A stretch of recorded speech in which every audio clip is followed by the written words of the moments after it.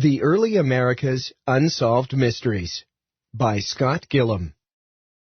The origins of the early Americans. Where did our ancestors come from? What happened to them? Scientists who study these questions thought they had found the answer in the 1930s. During this period, scientists found unusual spear points near Clovis, New Mexico. Using the carbon-14 method of dating objects, or carbon dating, the scientists discovered that these spear points were about 13,500 years old. Similar spear points have been found at many other locations in North America.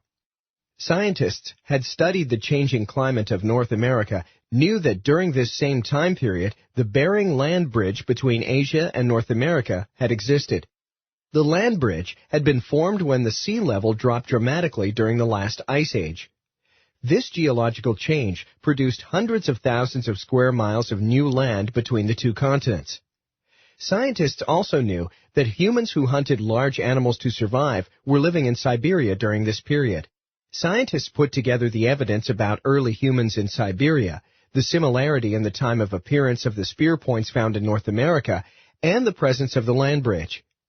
Scientists concluded that the earliest humans to enter North America were hunters from Siberia about 14,000 years ago who were pursuing wild game.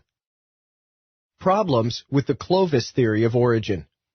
Some scientists disagree with the Clovis theory of a single point of human entry into North America 14,000 years ago.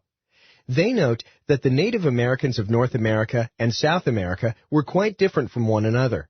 They spoke different languages, looked different, and had different cultures.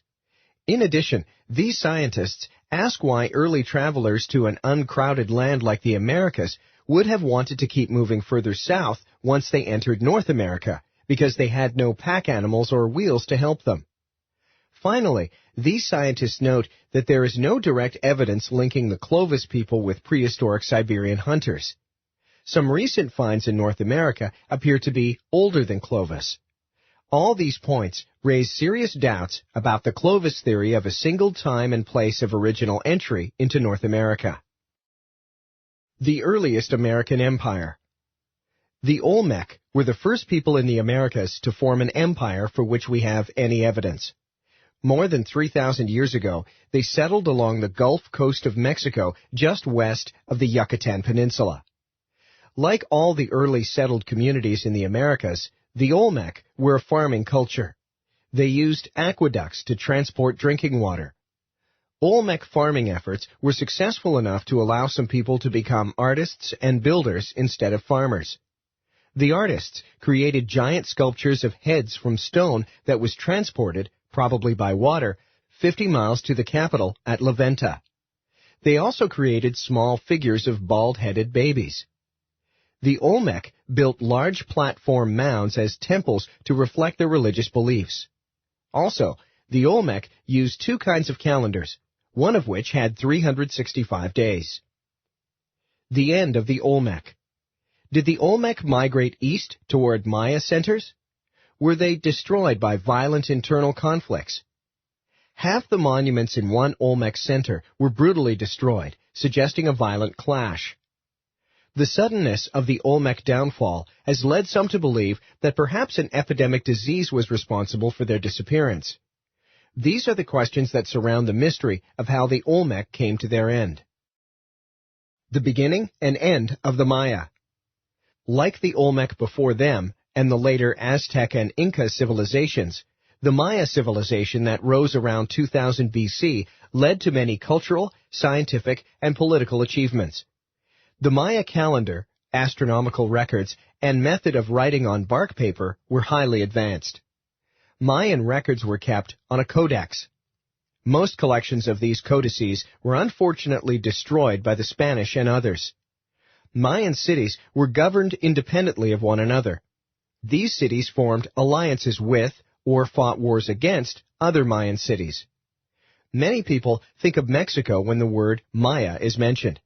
However, in addition to large territories in present-day southern Mexico, the Mayan Empire extended into Guatemala, Belize, Honduras, and El Salvador as well. Explanations for the end of the Golden Age of the Maya around AD 900 have included everything from extreme weather and epidemics to foreign invasion and social revolution. One current theory stresses the interaction of population growth and food shortages. The soil was being exhausted, and the forests were cut down due to population demands for more food and farmland. Farm workers were forced to find work in the cities to satisfy the demands of the upper classes for servants, builders, and artists. It is even possible that as economic conditions got worse, the kings and nobles of the upper class were killed by the people who blamed them for their problems. The Maya, however, did not completely die out. In fact, there are some 4 million of them living today, mostly in Guatemala and Mexico. The rise and fall of the Aztec warrior society. The fall of the Maya roughly coincided with the rise of the Aztec in the Valley of Mexico around AD 1000. Said to have migrated from a place in northwestern Mexico known as Aztlan, the Aztecs built a great city called Tenochtitlan in central Mexico beginning in AD 1325. According to Aztec myth, the war and sun god Huitzlilopochtli urged the Aztec to migrate. The Aztec expanded Tenochtitlan by adding chinampas, connected by causeways. In contrast to the relatively slow growth of the Maya Empire, the Aztecs had created an empire of perhaps 5 million people in about 200 years. Aztecs were a military society, but they were no match for Hernando Cortés, either in their strength or tactics. After landing in Mexico in 1519, the Spanish explorer was able to make alliances with traditional Aztec enemies and capture the Aztec leader, Moctezuma. Cortés eventually laid siege to Tenochtitlan and starved the Aztecs into surrendering. Within 2 years of his arrival, Cortés had conquered the Aztecs and had taken over much of present-day Mexico. It is estimated that in the century following the Spanish conquest, 3/4 of the Native American population in Spain's territories in the Americas perished from violence or disease, such as smallpox and measles. The Moche civilization of Peru. 900 years before the Aztecs spread across Mexico, the Moche people along the coastal area of Peru were uniting to become the earliest empire in the Americas. Perhaps originating in Central America, the Moche grew over the next several hundred years to a population of at least 100,000 living in an area the size of Vermont. The Moche people farmed and fished to survive, irrigating their fields extensively with water from nearby rivers and fishing in the Pacific Ocean's coastal waters. They grew enough food to trade with their neighbors and also indulged their artistic talents, mostly in elaborate ceramic design. The Moche lived in a coastal desert area.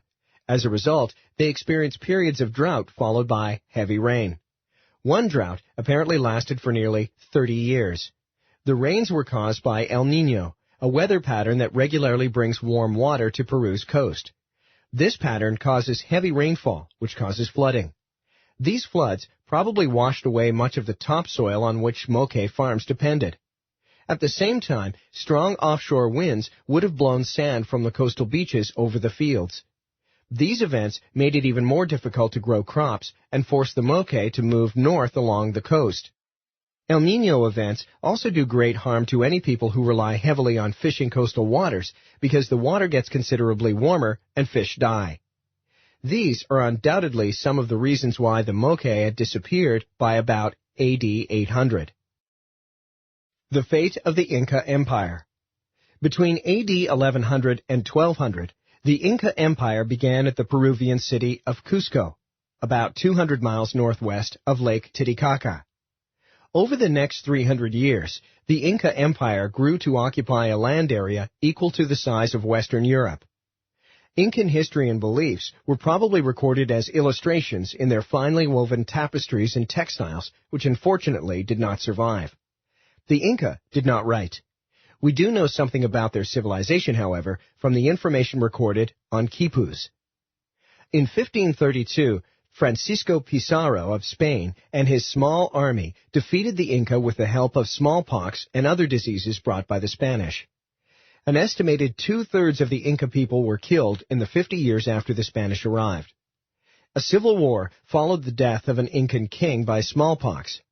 Pizarro arrived during this conflict and seized the opportunity to try to turn the Inca against their new king, Atahualpa. Ultimately, Pizarro, who himself only had a small army, was able to deceive and capture Atahualpa and defeat the Inca without a major battle. Pizarro's only remaining problem was to exercise his control over the vast Inca Empire. He tried to repress Incan culture. However, 13 million Andean people today still speak Quechua, the ancient language of the Inca. What happened to the Anasazi?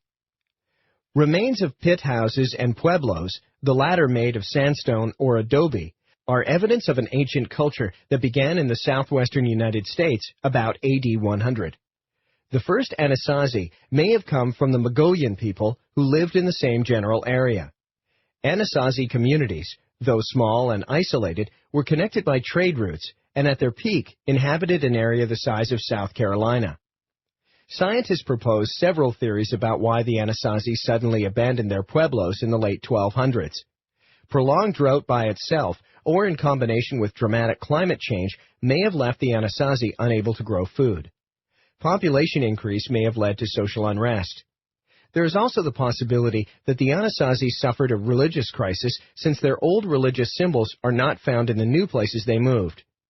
More than one of these theories of why the Anasazi disappeared may be true. Solving the mystery of early Americans' origins. We have seen how different the various groups who first inhabited the Americas were, along with the different places they are said to have come from.